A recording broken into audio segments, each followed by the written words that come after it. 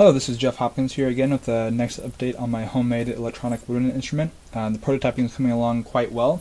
I have some new hardware right here, which is the touch sensing board, which supplies 16 channels of touch sensitive controllers for the actual project itself. So again, this is all running wireless. Here is my air tube, and I'll show you that it's working. The tonguing is working quite well. You can even get some flutter tonguing in,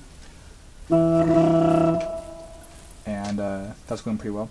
And so now for the touch sensing, you have to have the grounding plate, and sorry, it takes like two hands pretty well, but it takes the grounding plate, and then I can press the ends of these wires, and that'll simulate the actual keys my controller will be. And right now it's just set up to lower the note on messages by how many contacts I actually make. So I'll show you the demonstration of that now.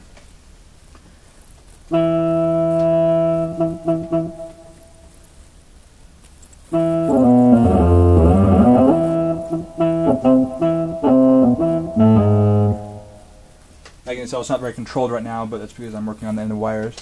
And I forgot to ground myself out first, as you saw, and so the buttons don't actually do anything until you ground yourself out. But there will be a grounding pad on the actual instrument to make sure that's not a problem. So as far as the actual hardware itself goes, down here you can see this array of Darlington paired transistors, and that supplies the amplification of the current through your fingertips as a resistor to run these LCDs and provide a high input into some 74 HC 165 shift registers, which then all come over here via ribbon cable and talk to the microcontroller over a 4-pin interface to save the pins on the microcontroller. This provides, again, 16 separate channels of input for keys, and then I still have probably another 6 to 8 pins left over I can do some analog stuff on.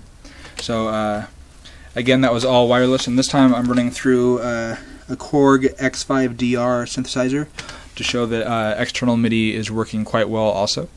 And that's the update right now. Again, for this daughter board right here, this all right here will actually be cut off eventually and be placed on the inside of the instrument, and you can see the actual large amount of complicated soldering on the back of this guy right here. So that took the better part of probably 8 hours to actually solder up and get working, and I had a little bit of trouble because one of the transistors ended up being the wrong part number and not providing the right amount of amplification. So again, right now the actual ribbon cable itself is only set up to lower the MIDI notes by however many you're touching, so it's not a really good representation of the actual scales or fingering modes being implemented, but it does show that touch sensor is working adequately. So I will have a next update hopefully coming soon. Thanks. Bye.